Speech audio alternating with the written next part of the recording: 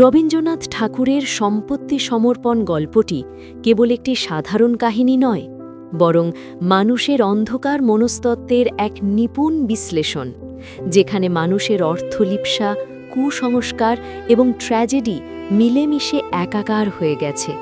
শুধু তাই নয়, বংশরক্ষা এবং অন্ধ মোহের এক মর্মান্তিক ও শিউরে ওঠার মতো আখ্যানও বটে। গল্পটি অতিপ্রাকৃত এবং মনস্তাত্ত্বিক উভয় দিক থেকেই অনন্য। গল্পের কেন্দ্রীয় চরিত্র যজ্ঞনাথ কুণ্ড একজন অত্যন্ত কৃপণ বৃদ্ধ, যার কাছে অর্থের মূল্য রক্ত সম্পর্কের চেয়েও অনেক বেশি। তার জীবনের একমাত্র লক্ষ্য ছিল টাকা জমানো এবং সেই সম্পদ রক্ষা করা। তার সঞ্চয় প্রীতি একসময় উন্মাদনার রূপ নেয়। নিজের ছেলে বৃন্দাবনের সাথে তার বিচ্ছেদ ঘটে এই অর্থের কারণেই। যজ্ঞনাথের কাছে সম্পদ কেবল ভোগবিলাসের বস্তি নয়, বরং এটি একটি নেশা, যা তাকে ক্রমশ সমাজ ও পরিবার থেকে বিচ্ছিন্ন করে দেয়। অর্থের প্রতি এই অন্ধ মোহের কারণে তিনি নিজের একমাত্র ছেলে এবং নাতির সঙ্গেও নিষ্ঠুর আচরণ করতেন।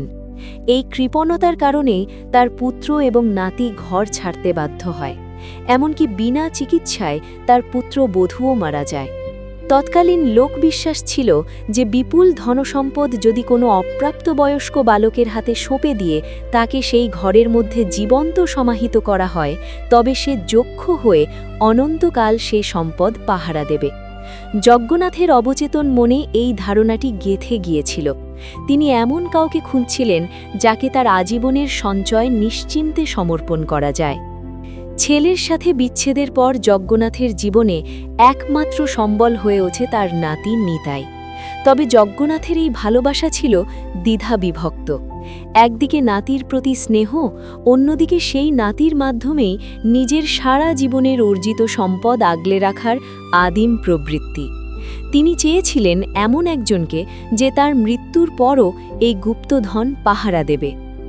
গল্পের ক্লাইম্যাক্স বা চরম মুহূর্তটি অত্যন্ত ভয়াবহ।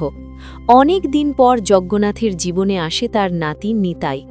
প্রথম দিকে যজ্ঞনাথের মনে নাতির প্রতি স্নেহ জাগলেও শেষ পর্যন্ত তার অর্থলিপ্সা জয়ী হয়।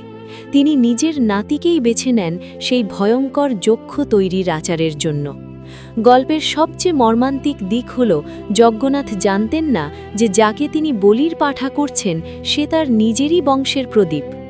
যজ্ঞনাথ তার নিজের নাতি নিতাইকে চিনতে না পেরে অথবা মোহাচ্ছন্ন হয়ে তাকেই সেই অন্ধকার ঘরে টাকার থলির সাথে জীবন্ত অবস্থায় আটকে দেন। যখন যজ্ঞনাথ বুঝতে পারেন যে তিনি নিজের বংশের প্রদীপ নিতাইকেই অর্থের লোভে বলি দিয়েছেন, তখন তার অনুশোচনার সীমা থাকে না। তখন তার সমস্ত সঞ্চয় অর্থহীন হয়ে পড়ে। গল্পটি শেষ হয় এক গভীর হাহাকার দিয়ে। মানুষের লোভ যখন অন্ধ হয়ে যায়, তখন সে নিজের সবচেয়ে প্রিয় বস্তুটিকেই অজান্তে ধ্বংস করে ফেলে। মানুষের লোভ তার সমস্ত মানবিক সম্পর্ককে গ্রাস করে ফেলে। সম্পদ মানুষকে নিরাপত্তা দেয় সত্য, কিন্তু সেই সম্পদ যখন সম্পর্কের ঊর্ধ্বে স্থান পায়, তখন তা মানুষের জন্য অভিশাপ হয়ে দাঁড়ায়, এক কালান্তক রূপ নেয়। কুসংস্কার এবং লোভ মানুষকে কতটা নিষ্ঠুর এবং অমানবিক করে তুলতে পারে, যজ্ঞনাথের চরিত্র তার উদাহরণ। যজ্ঞনাথের চরিত্রে একদিকে যেমন নাতির প্রতি মায়া কাজ করছিল, অন্যদিকে কাজ করছিল যক্ষ তৈরির পৈশাচিক জেদ। যে বংশরক্ষার জন্য তিনি ধন আগলাতে চেয়েছিলেন, সেই ধন রক্ষা করতে গিয়েই তিনি নিজের বংশকে ধ্বংস করলেন। যজ্ঞনাথের চরম শাস্তি আইন দেয়নি, দিয়েছে তার নিজের বিবেক এবং নিয়তি। এই দ্বন্দ্বে পৈশাচিকতার জয়েই গল্পটিকে একটি সার্থক ট্র্যাজেডিতে পরিণত করেছে। রবীন্দ্রনাথ এই গল্পে দেখিয়েছেন যে মানুষ যখন সম্পদের দাস হয়ে পড়ে, তখন সে আর মানুষ থাকে না, সে নিজেই এক জড় পদার্থে পরিণত হয়।